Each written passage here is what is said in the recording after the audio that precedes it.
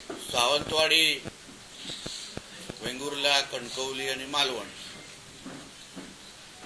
या सगळ्या नगर परिषदा नगरपालिकेच्या निवडणुकीचा प्रचार आता अंतिम टप्प्यात आलेला आहे।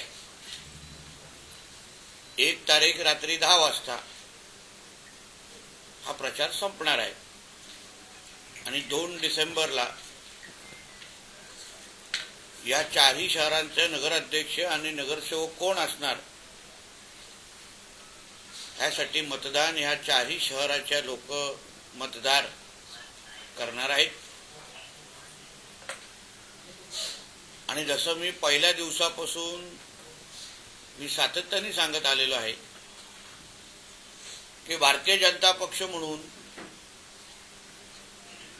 आम्ही ही निवडणूक ही फक्त विकासाच्याच अजेंडावर लढवत आलेलो आहे आणि लढवणार आहोत। आणि आमचे नेते मंडळी असो, आमचे कार्यकर्ते असो, आमचे उमेदवार असो, हे सगळेजणच तुम्ही गेल्या 10-11 दिवसाची कुठलीही पत्रकार परिषद बघा, आम्ही फक्त विकास, आम्ही या सगळ्या शहरांमध्ये काय करणार आहोत, कुठला करणार आहोत, कुठल्या प्रकल्पांना प्राधान्य देणार आहोत, या सगळ्याच बाबतीमध्ये आमची भाषणं होत आहेत, आमचे इंटरव्ह्यू होत आहेत, आम्ही मतदारांशी संवाद साधतोय। आमचे सगळे उमेदवार नगराध्यक्षाचे असो किंवा नगरसेवकांचे, हे सगळेचे सगळे आमच्या भारतीय जनता पक्षाच्या सगळ्याच कार्यकर्त्यांबरोबर घेऊन मतदारांपर्यंत डोर टू डोर ही पोचत आहेत। छोट्या मोठ्या कॉर्नर सभा होत आहेत। प्रदेश अध्यक्ष आदरणीय रवी चव्हाण साहेब त्यांचा दौरा झालेला आहे आणि पालकमंत्री म्हणून मीही जनतेशी संवाद साधण्याचं काम मी माझ्या माध्यमातून करतोय। सावंतवाडीला जो सुंदरवाडी हा जो काय एक नाव आहे, ओळख आहे, ती ओळख अजून भक्कम करण्याचं काम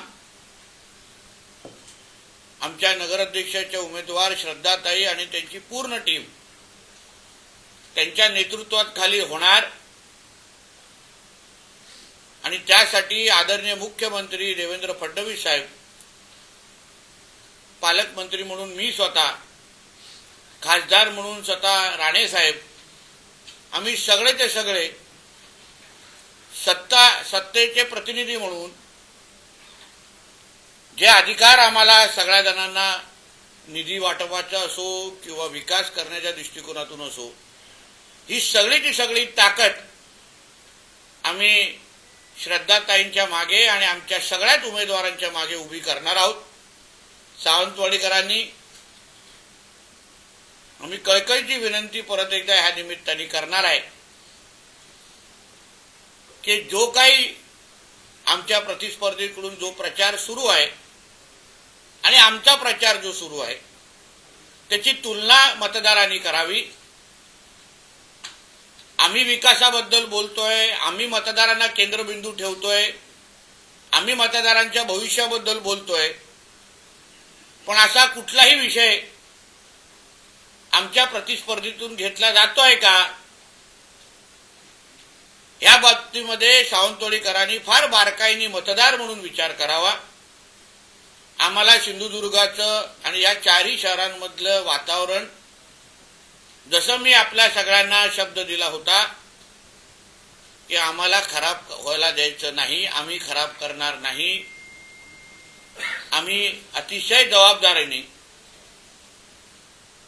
भारतीय जनता पक्ष म्हणून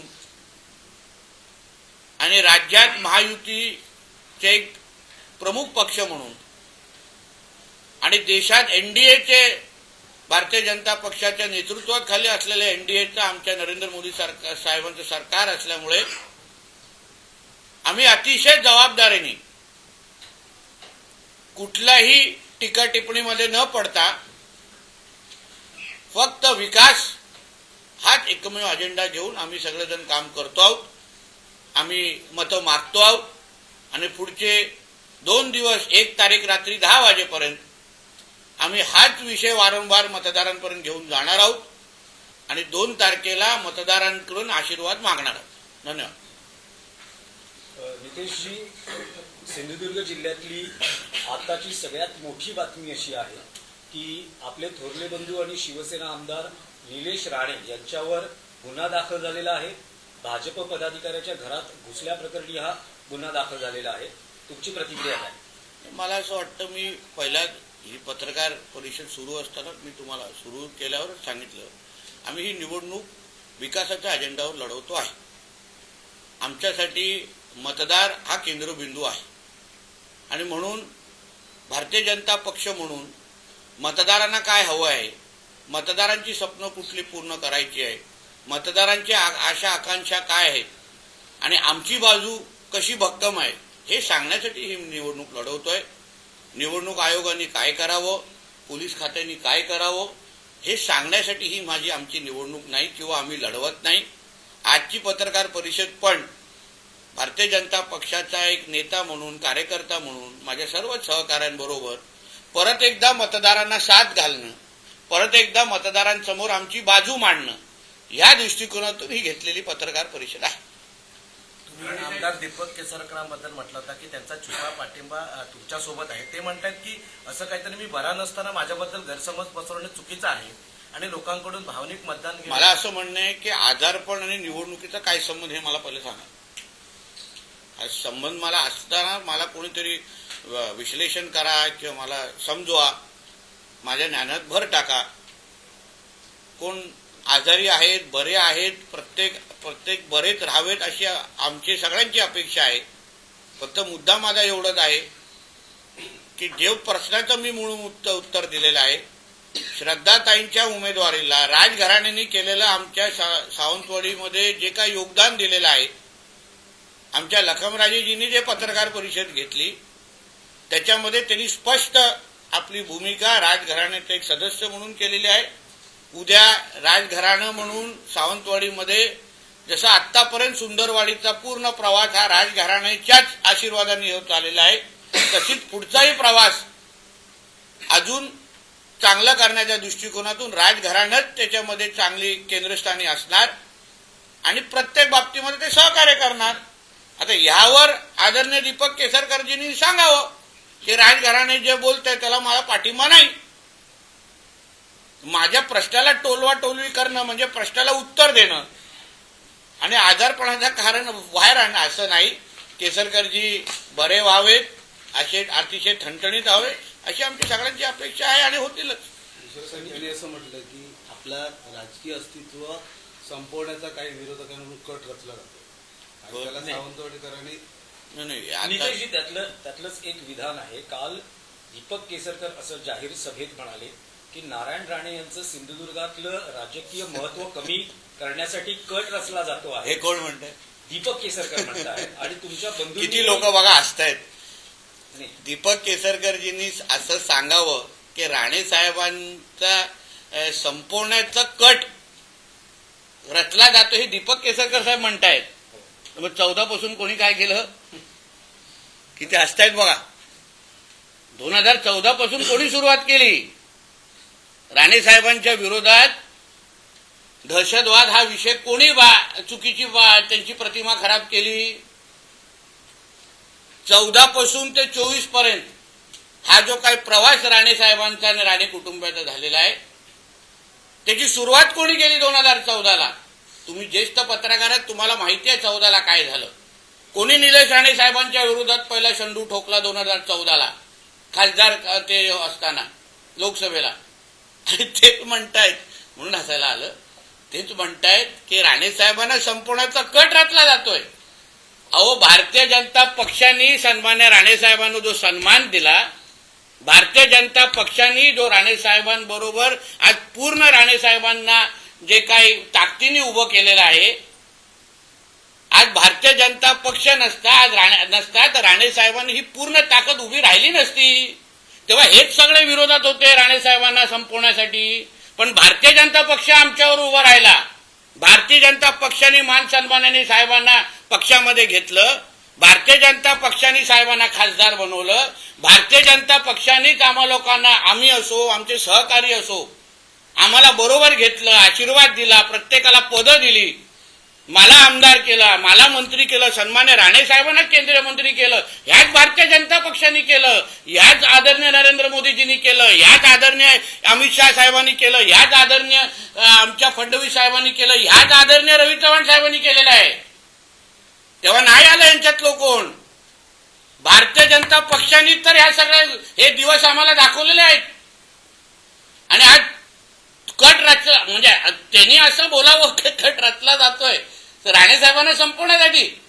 अहो, आज गेल्या दौऱ्यामध्ये जेव्हा आमचे चव्हाण साहेब जिल्ह्यामध्ये आलेले, आमच्या राणे साहेब पण जिल्ह्यामध्ये होते, फोन केला, दादा मी तुम्हाला भेटायला येतोय.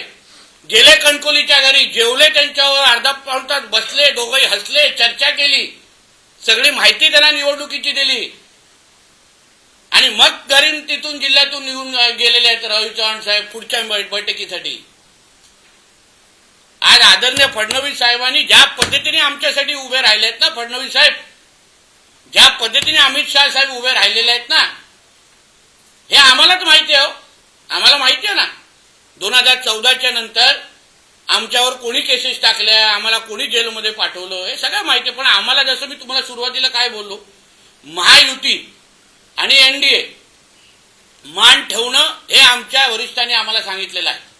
कोणी किती काय बोललं तरी तुम्ही बोलायचं नाही, तुम्ही शांत बसा, तुम्ही विकासाची भाषा करायची. आपल्याला निवडणूक हे ह्या सिंधुदुर्गच्या सावंतवाडी, कणकवली, मालवण, वेंगुर्लाच्या जनतेला केंद्रस्थानी ठेवून लढवायचं आहे.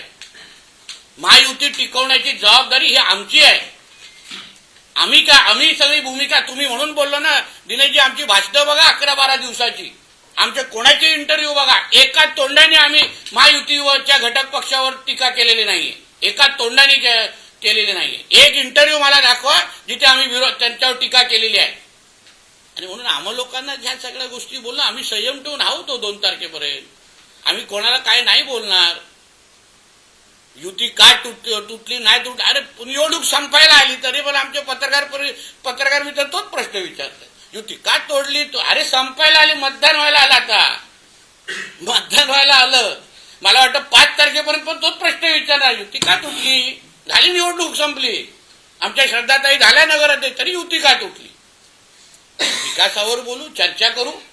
आता मला सांगा, युती तुटण्याची काय कारणं होती, कोणती काय चर्चा होती. सावंतवाडीचा नगराध्यक्ष शेवटचा कुठल्या पक्षाचा होता, काय कुठल्या पक्षाचा, भारतीय जनता पक्षाचा होता ना. वेंगुर्लाचा कुठल्या पक्षाचा होता सांगा मला. आता दोन्ही अगर जागा भाजपच्या होत्या तर मग भारतीय जनता पक्षाचा नगराध्यक्ष आम्ही बसवणार, कसा सोडणार सांगावं ना मला. शिवसेनेचा असेल, पोटनिवडणूक आम्ही मोजत नाही. अरे पोटनिवडणूक म्हणजे निवडणूक असते भारतीय जनता पक्षाचा, मग ते जागा आम्ही कशी सोडायची मला सांगा मला. ही चर्चा करण्यासाठी 2 तारखेच्या नंतर वेळ आहे. तुम्ही परत एकदा आम्हाला विनंती करतो, सिंधुदुर्गात या, निवडणूक सोडून पण कधीतरी मी तुम्हाला माहिती देतो ना, पण आता आम्ही विकास सोडून बोलणार नाही. पण नितेशजी, तुम्ही जे म्हणालात की भाजपनं तुम्हाला भरभरीत दिलेलं आहे, घवघवीत यशही दिलेलं आहे, असं असताना प्रश्न पत्रकार या नात्यानेही आहे आणि जे राजकीय विरोधक तुमचे जे म्हणता आहेत की नारायण राणे साहेबांची इच्छा होती जिल्ह्यात युती व्हावी, रत्नागिरीत युती होते, पण सिंधुदुर्गात का युती होऊ शकली नाही.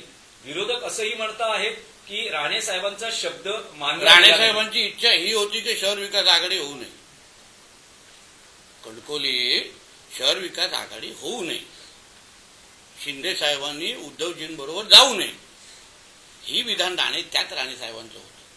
शेवटी राणे साहेबांना हे प्रगल्भ नेते आहेत, त्यांना युत्या आघाड्या राज्याचे मुख्यमंत्री राहिलेले आहेत, त्यांना राज्य कसं चालवायचं, कशा युत्या आघाड्या होत्या हे त्यांनी आयुष्यभर अतिशय बारकाईने पाहिलेलं आहे. आणि म्हणून प्रस्ताव आले गेले, टेबलावर काय झालं नेमकं याची अतिशय उत्तम संवाद रवी चव्हाण साहेब आणि राणे साहेबांचा आहे, अतिशय उत्तम संवाद फडणवीस साहेब आणि राणे साहेबांचा आहे. आणि म्हणून त्या लोकांना माहिती आहे ना काय विषय आहे, त्यांना माहिती आहे ना युती काय परिस्थिती कशी आहे, कशी होत नाही, काय मागण्या केल्या, सगळ्या टेबलावर माहिती आहे.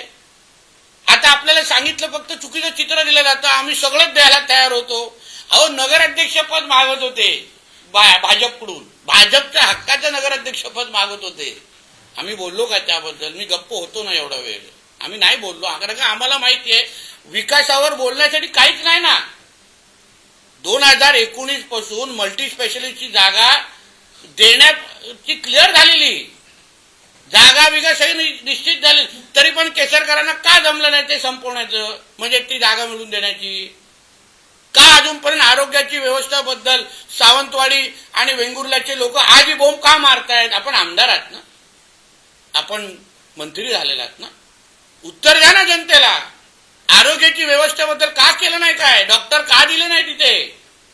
का लोकांना आरोग्यासाठी आज बांबुली म्हणून गोव्याला जायला लागतंय? सांगा, उत्तर द्या. म्हणून माझं असं म्हणणं आहे, ह्याच्यामध्ये उगाच राजकारण कोणी करू नये. आमच्या रवी चव्हाण साहेबांवर कोणीही आरोप अशा पद्धतीने करू नये.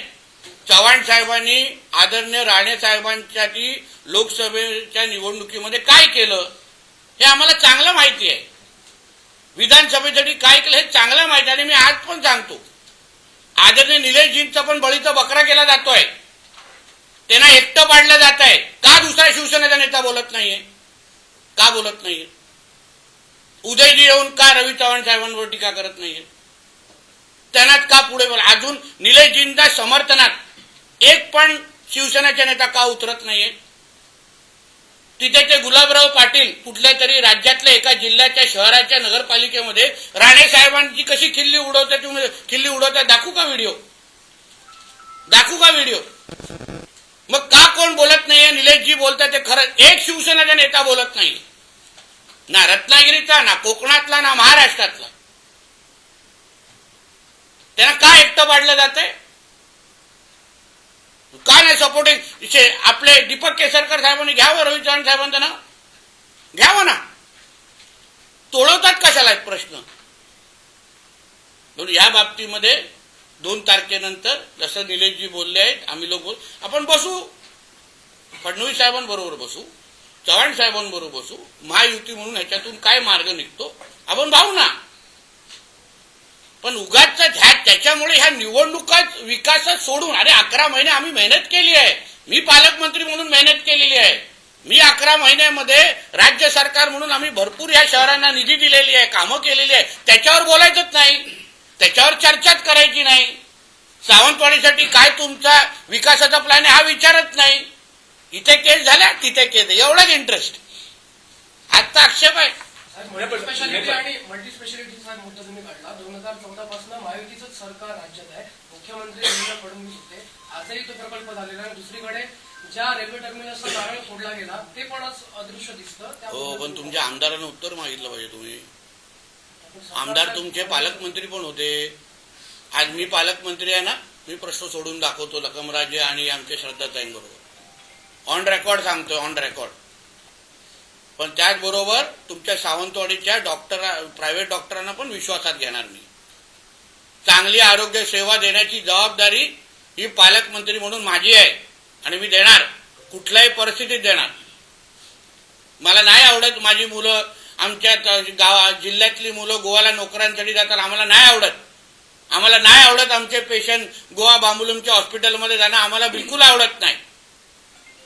म्हणून तर राणे साहेबांनी या जिल्ह्यामध्ये एवढं मोठं हॉस्पिटल बांधलं. आणि म्हणून ज्या ज्या पद्धतीने पाहिजे त्या त्या पद्धतीची आरोग्य शासकीयची व्यवस्था आहे. आज पालकमंत्री अधिकार माझ्याकडे, मी तुम्हाला निश्चितपणे नीट करून दाखवू. दीपक केसरकर असं म्हटलं की गेली 30 वर्ष सावंतवाडी शहर मी शांत ठेवलं, विकास केला.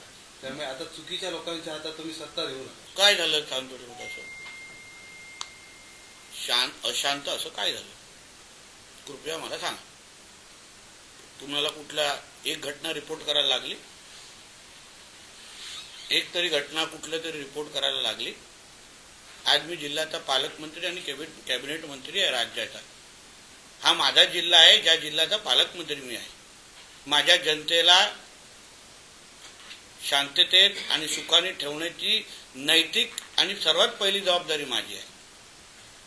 पोलिसांच्या माध्यमातून कोणालाही माझ्या जिल्ह्यामध्ये कुठलंही चुकीचं करायला मीच देणार नाही. जबाबदारी माझी आहे. म्हणून दीपकजी केसरकर साहेबांनी निश्चिंत राहावं.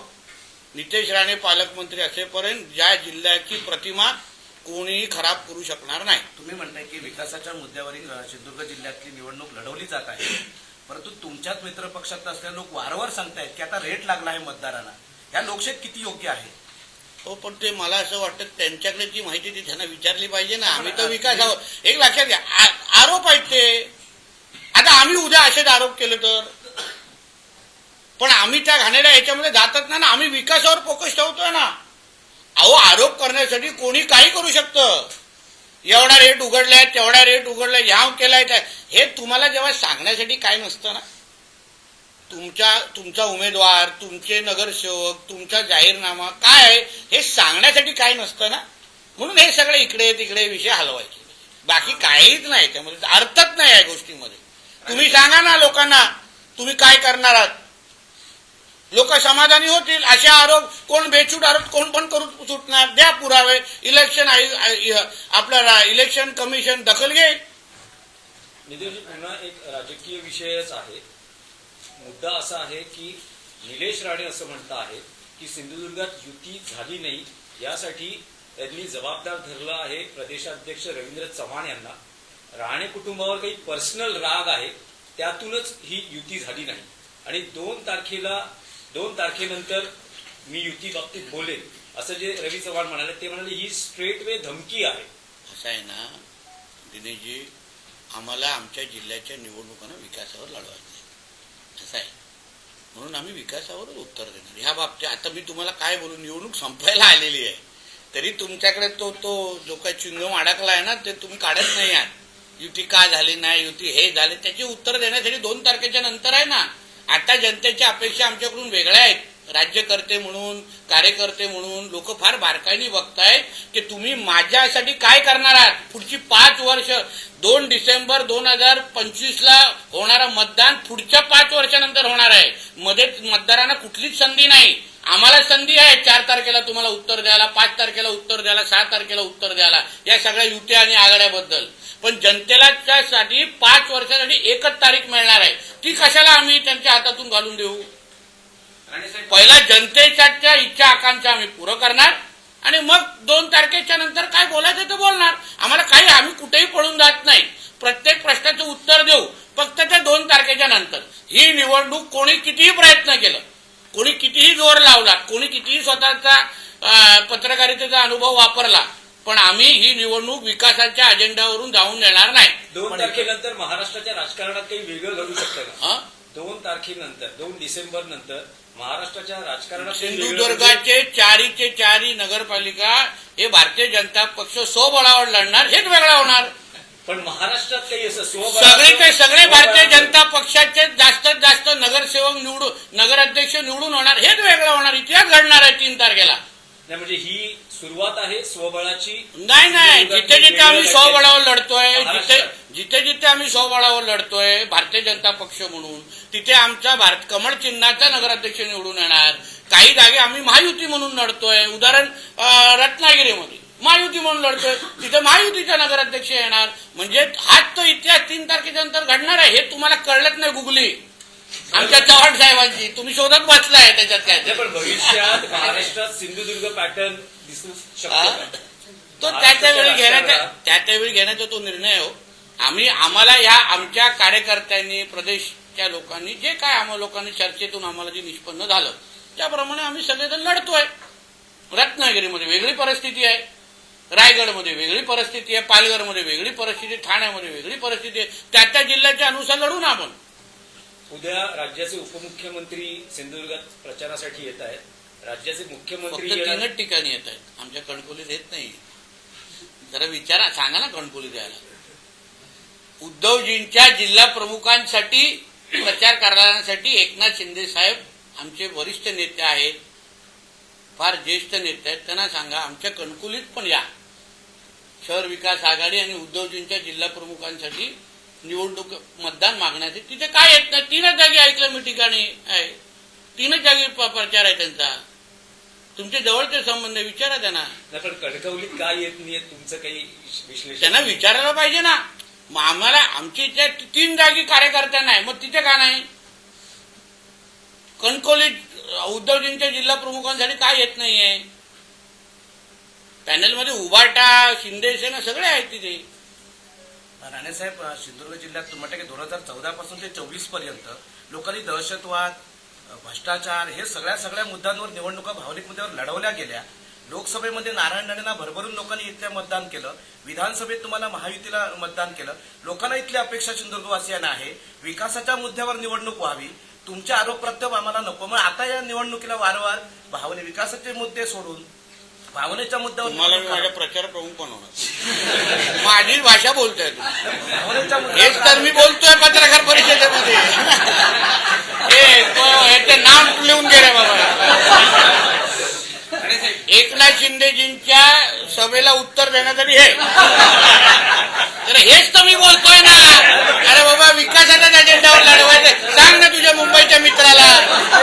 पण साहेब इथे असं होतंय की काय हो म्हणजे काय हो? तर प्रत्येक वेळी कट रचला जातोय म्हटलं जातंय. आम्हाला संपवलं जात आहे. हे मुद्दे आणून लोकांना काय ते कन्फ्युज केलं जात आहे. त्या दीपक केसरकर यांचं असंही म्हणणं आहे की राणेसाहेब प्रचारात दिसत नाहीये. हो, कारण का तो राणेसाहेबांनी घेतलेला निर्णय. राणेसाहेब ज्येष्ठ नेते आहेत. त्यांनी ठरवावं कुठे प्रचार करावं का नाही करावं. त्या दिवशी कणकवलीच्या आमच्या सगळ्या उमेदवारांना भेटले, आशीर्वाद पण दिले. ठरवलं ना त्यांनी. तो राणेसाहेबांचा प्रश्न आहे. राणेसाहेब टॅक्स फ्री आहेत. साहेब, एक स्थानिक प्रश्न आहे. राणेसाहेब, धन्यवाद.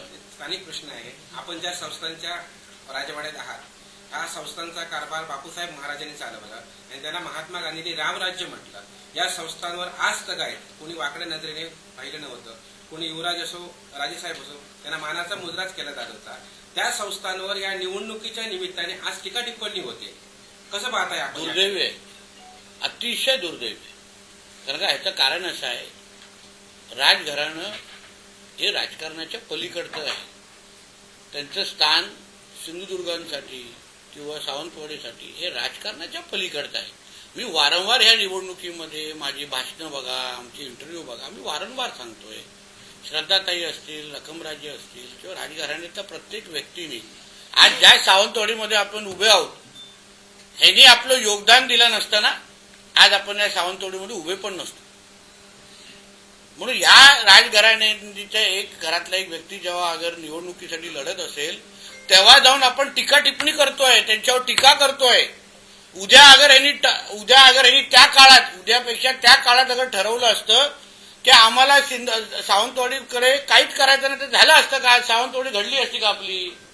म्हणून ह्यांच्यावर टीका करणं म्हणजे सावंतवाडीच्या अस्मिता आणि स्वाभिमानावर टीका करण्यासारखी बाब आहे.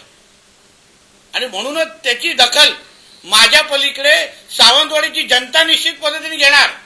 आज श्रद्धाताई प्रत्येक घराघरापर्यंत पोहोचलायत, प्रत्येकाशी संवाद साधतायत, प्रत्येक जण त्यांना आपल्या घरातली मुलगी आणि सून म्हणून त्यांना स्वीकारतायत, त्यांना आशीर्वाद देत आहेत आणि त्याच आपुलकीने प्रत्येकाशी भेटतात. त्यांना भेटल्यानंतर कोणच आता त्यांच्या एवढे म्हणजे सावंत आता पण त्या फिरतायत, कोणच बोलणार नाही ह्या राजघराण्यातला आहे. एवढ्या सामान्य व्यक्तीसारख्या आमच्या श्रद्धाताई सगळ्यांची बोलतायत, चर्चा करतायत.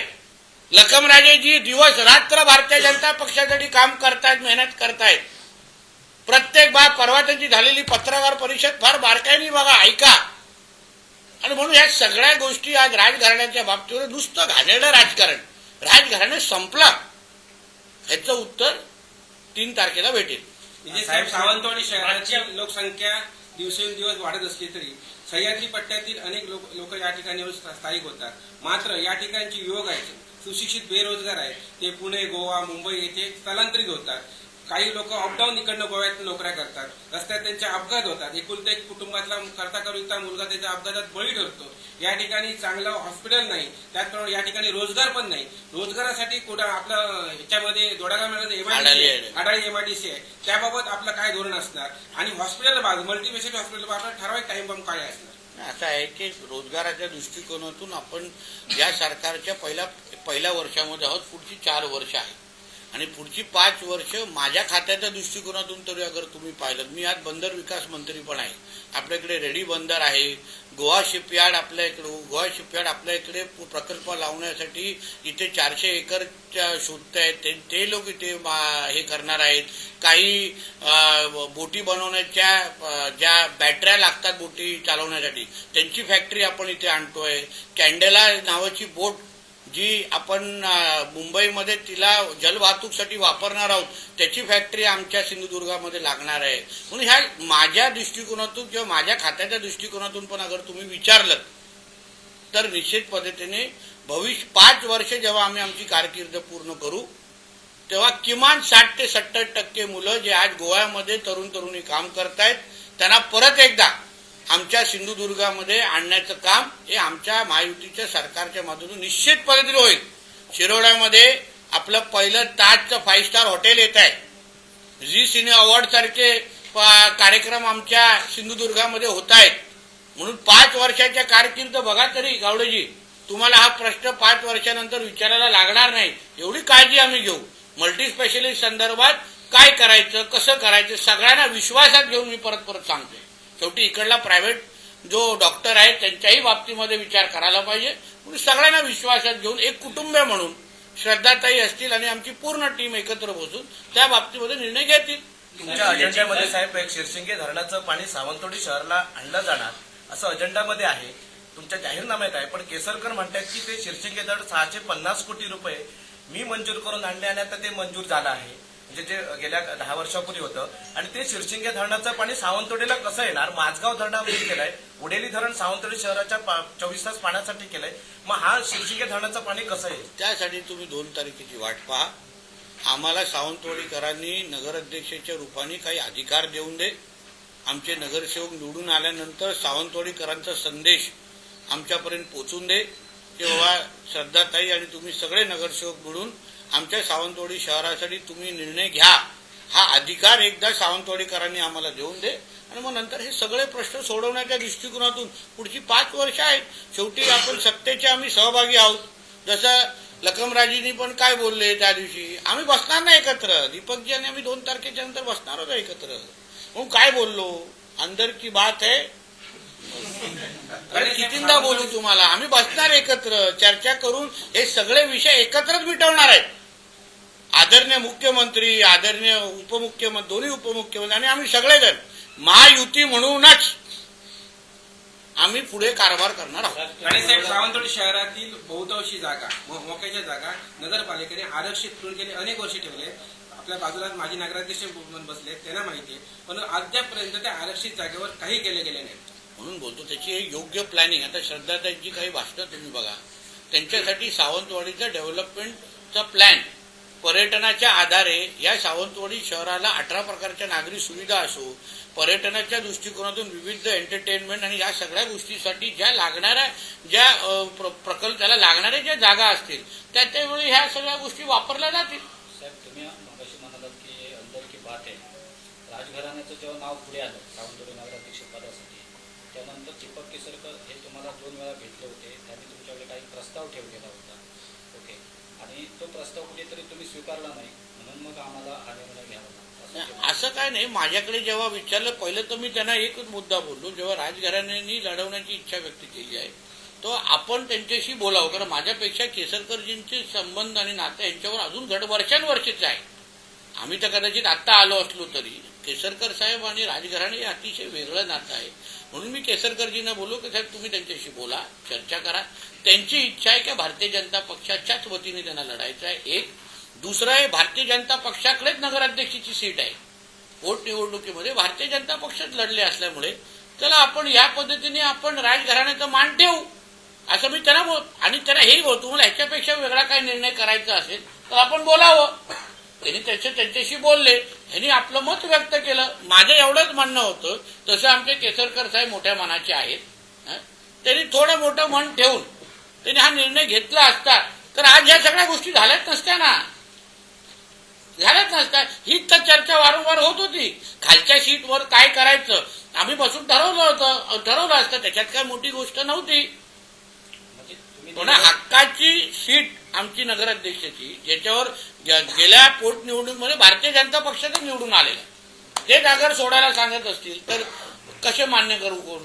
साहेब, सावंतवाडीमध्ये उद्धव बाळासाहेब ठाकरे शिवसेना पक्षाचे उमेदवार नगराध्यक्ष देत येताना माजी आमदार जयानंद मटकरांच्या सुनेला उमेदवारी दिली आणि त्यांचे एकंदरीत उमेदवार पाहता आतापर्यंत आपण सर्वच जण म्हणत होता सत्ताधारी पक्ष की उभाटाला इथे काही मिळणार नाही उमेदवारी. असं असताना सावंतवाडीमध्ये 20 उमेदवार उभे केलेत आणि एका जनता दलाच्या पूर्वीच्या समाजवादी विचारसरणीच्या व्यक्तीला सुनेला उभे केलाय. हे आव्हान आहे का? आता हे जनतेने उत्तर द्यावं ना त्याचं. आम्ही आमची बाजू तुम्हाला परत सांगतो, आम्ही कुठलीही निवडणूक सोपी घेत नाही.